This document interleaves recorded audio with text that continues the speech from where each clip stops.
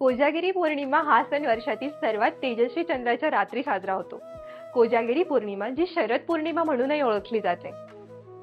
ही रात्र चांदण्यांनी सजलेली, लक्ष्मी मातेच्या आशीर्वादाने भरलेली आणि श्रीकृष्णाच्या रासलीलांच्या गोड आठवणींनी रंगलेली आहे। या रात्री चंद्राचे चमचम किरण सुख, शांती आणि आरोग्य देतात। पण का साजरी होते ही पौर्णिमा, यामागची रसाळ कथा, वैज्ञानिक कारण आणि आरोग्याचे फायदे काय, हे सगळं आजच्या व्हिडिओत आपण जाणून घेऊया। नमस्कार, मी निकिता देवनिक या युट्यूब चॅनलमध्ये सर्वांचे स्वागत। तुम्हाला जर मराठी सणाचा गोडवा आणि भक्तीचा रंग आवडत असेल तर कृपया चॅनलला सबस्क्राइब करा। पाहूया या सणाची सुरुवात कशी आणि कोणी सुरू केली। एका कुष्टीतून। प्राचीन काळी मगध देशात वलित नावाचा एक सज्जन आणि सात्विक ब्राह्मण राहत होता। तो स्वभावाने अत्यंत प्रामाणिक आणि धर्मनिष्ठ होता, पण त्याच्या जीवनात गरिबीने घर केले होते। त्याच्याकडे 2 वेळेचं अन्नही सहज उपलब्ध होत नसे।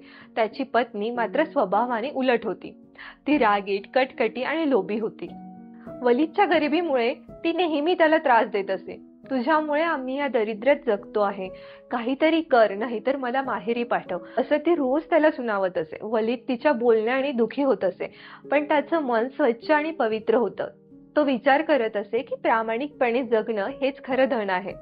एकदा पितृपक्षात श्राद्धाची वेळ आली। वलितने आपल्या पूर्वजांसाठी श्राद्धविधी करण्याचे ठरवले। त्याने कसबसे काही धान्य आणि साहित्य जमवले आणि श्राद्धासाठी पिंड बनवले। त्याने पूजेसाठी सर्व तयारी केली, पण त्याच्या पत्नीला हे सगळं पाहवत नव्हतं। ती म्हणाली, या पिंडीने काय होणार, आपल्याकडे खायला नाही आणि तू हे श्राद्ध करतोयस। रागाच्या भरात तिने वलितने बनवलेलं ते पिंड उचललं आणि घराजवळच्या विहिरीत फेकून दिले। वलितला हे पाहून खूप दुःख झाले। त्याचं मन मोडलं। तो विचार करू लागला, मी काय चूक केली, माझ्या पूर्वजांचं स्मरण करणं हे माझं कर्तव्य आहे, पण माझ्या पत्नीला हे का समजत नाही। त्याच्या मनात उदासीनता आणि निराशा दाटून आली। या दुःखाने आणि अपमानाने कंटाळलेला वलित घर सोडून जंगलात निघून गेला। तो एकटाच जंगलात फिरत होता। त्याच्या डोळ्यात अश्रू आणि मनात प्रश्नांचा काहूर।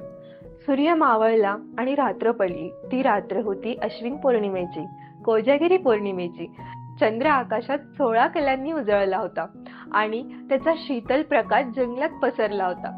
वलित एका झाडाखाली बसला आणि त्याच्या मनात विचारांचं काहूर सुरू झालं। मी काय करू, माझं आयुष्य असं का आहे, का मला सुख मिळत नाही, असा विचार करत तो चंद्राकडे पाहत होता।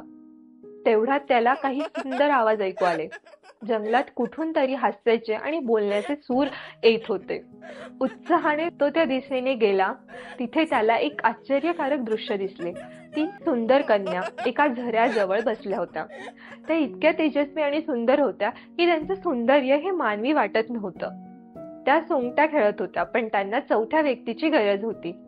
वलितला पाहून त्या आनंदल्या आणि म्हणाल्या, ब्राह्मणा ये, आमच्यासोबत सोंगट्या खेळ, आम्हाला चौथ्या व्यक्तीची गरज आहे। वलितला आश्चर्य वाटलं, पण त्याने त्यांचा आदर राखला आणि खेळात सहभागी झाला। त्या कन्यांनी वलितला विचारलं, ब्राह्मणा, तू एवढ्या रात्री जंगलात काय करतोयस। वलितने आपली कहाणी सांगितली। त्याच्या गरिबीचे दुःख, पत्नीचा त्रास आणि श्राद्धाच्या पिंडाचा अपमान।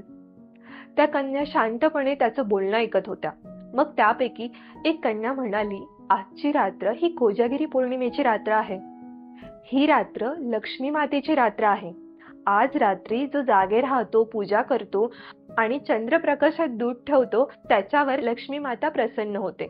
तू आज रात्री जागरण कर, लक्ष्मीची पूजा कर, तुझं जीवन बदलेल। वलितला त्या कन्येचे शब्द खरे वाटले। त्याने विचारलं, पण तुम्ही कोण आहात। त्या कन्या हसल्या आणि म्हणाल्या, आम्ही नागकन्या आहोत आणि ही रात्र आमच्यासाठीही पवित्र आहे। तुझी भक्ती आणि प्रामाणिकपणा पाहून आम्ही तुला मार्गदर्शन दाखवलं आहे।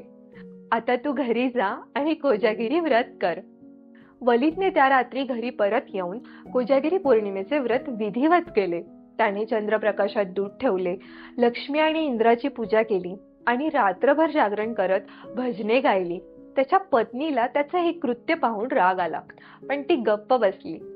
पहाटेपर्यंत वलितने पूजा आणि जागरण पूर्ण केलं आणि मग चमत्कार घडला। दुसऱ्या दिवशी सकाळी त्याच्या घरात धनधान्यांची रास दिसू लागली। त्याच्या घरात सोन्याच्या नाण्यांचा ढीग लागला. त्याची पत्नी आश्चर्यचकित झाली. तिच्या मनात पश्चाताप निर्माण झाला आणि ती वलिदला म्हणाली, मला माफ कर, मी तुझ्यावर अन्याय केला. तुझ्या भक्तीमुळे आपलं जीवन बदललं. त्या दिवसापासून वलिद आणि त्याची पत्नी सुखाने आणि समृद्धीने जगू लागले. वलिदच्या पत्नीचं मनही शुद्ध झालं आणि तीही धर्मनिष्ठ बनली. दरवर्षी कोजागिरी पौर्णिमेला ते दोघे मिळून लक्ष्मीची पूजा करत आणि जागरण करत. ही कथा मगध देशात पसरली आणि लोकांनी कोजागिरी पौर्णिमेचे व्रत मोठ्या श्रद्धेने पाळायला सुरुवात केली. कोजागिरी पौर्णिमेची रात्र ही भक्ती, प्रामाणिकपणा आणि जागरणाची रात्र आहे. जे खऱ्या मनाने लक्ष्मीची पूजा करतात आणि रात्री जागे राहतात त्यांच्यावर माता लक्ष्मी कृपा करते.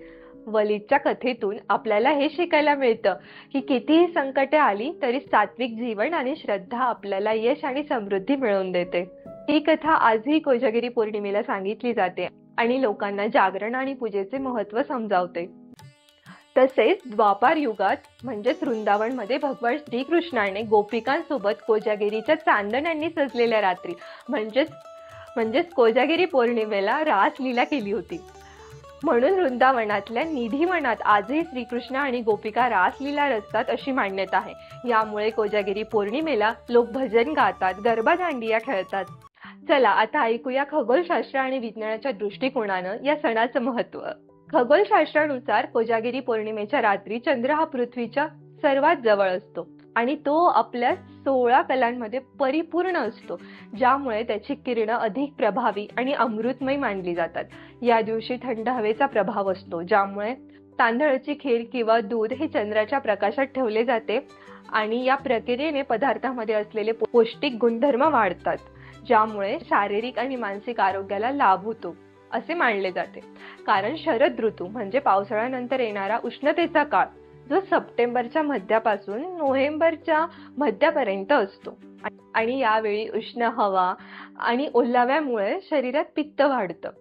यामुळे आपल्याला पोटदुखी, त्वचेचे आजार, जळजळ, खूप तहान लागणं, फोड येणं, जास्त घाम येणं असे काही त्रास होतात. शरद पौर्णिमेला चंद्राचे थंड गुणधर्म खूप प्रभावी असतात. या खास रात्री फायदा घेण्यासाठी थंड पदार्थ जसे की खीर किंवा चांदीच्या भांड्यातलं पाणी हे चंद्राच्या प्रकाशात ठेवलं जातं आणि दुसऱ्या दिवशी हे खाल्लं किंवा प्यायलं की वाढलेलं पित्त शांत होतं. आपण पाहिलं तर प्राचीन काळापासून चालत आलेल्या भारतीय खाण्याच्या परंपरांमध्ये आयुर्वेदाचा प्रभाव दिसतो. त्या काळी आयुर्वेद ही मुख्य आरोग्य व्यवस्था होती, जी लोकांना जागरूक करून आजार टाळण्यासाठी मदत करत होती. अश्विन महिना शरद ऋतू असतो. या काळात आकाश स्वच्छ असतं, धुके कमी असतात, त्यामुळे चंद्राचा प्रकाश स्पष्ट आणि चमकदार दिसतो. या रात्री चंद्राला पाहणं आणि पूजा करणं खूप शुभ मानले जाते. कोजागिरी या शब्दाचा अर्थ होतो कोजागरती म्हणजे कोण जागे आहे. असे मानले जाते की लक्ष्मी माता या रात्री पृथ्वीवर भ्रमण करते आणि जागृत राहणाऱ्या भक्तांना समृद्धी, सौभाग्य आणि ऐश्वर्याचा आशीर्वाद देते. त्यामुळे या दिवशी जागरणाला खूप महत्त्व दिले आहे. जागरणाचे महत्त्व भगवद्गीतेतही सांगितले जाते. भगवद्गीतेत अध्याय 2 श्लोक 69 मध्ये श्रीकृष्ण अर्जुनाला सांगतात की साधकाचं खरं जीवन कसं असतं. तो श्लोक आहे, या निशा सर्व भूतानां तस्यां जागृती संयमी यस्यां जागृती भूतानी सा निशा पच्छतो मुने. या श्लोकाचा अर्थ होतो की ज्या रात्री सगळे लोक झोपतात त्या रात्री साधक म्हणजे जो व्यक्ती ईश्वरासाठी ध्यान, पूजा, जप करतो तो जागा राहतो. ज्यावेळी लोक जागे असतात म्हणजे सामान्य माणूस आपल्या कामात व्यस्त असतात, ती वेळ खऱ्या साधकासाठी झोपेसारखी असते. थोडक्यात म्हणजे सामान्य माणूस भौतिक सुखांमध्ये रमतो तर ज्ञानी माणूस आध्यात्मिक प्रगतीसाठी जागृत असतो. सामान्य माणसाचा दिवस ही ज्ञानी माणसाची रात्र असते. कोजागिरीची रात्र ही अशीच रात्र आहे. एक संधी आहे जिथे आपण जागृत राहून आत्म्याच्या शुद्धीसाठी आणि ईश्वराशी नाते जोडण्यासाठी प्रयत्न करतो. कोजागिरी पौर्णिमा ही चांदण्यांची गोड रात्र आहे, जी भक्ती, सुख, शांती आणि विज्ञानाने रंगलेली आहे. मग येणाऱ्या कोजागिरी पौर्णिमेला तुम्ही जागरण करणार आहात की नाही? कमेंटद्वारे नक्की कळवा. ही माहिती तुम्हाला इन्फॉर्मेटिव्ह वाटली की नाही तेही शेअर करा. व्हिडिओला लाईक आणि शेअर करायला विसरू नका. लवकरच भेटूया पुढच्या व्हिडिओत. धन्यवाद.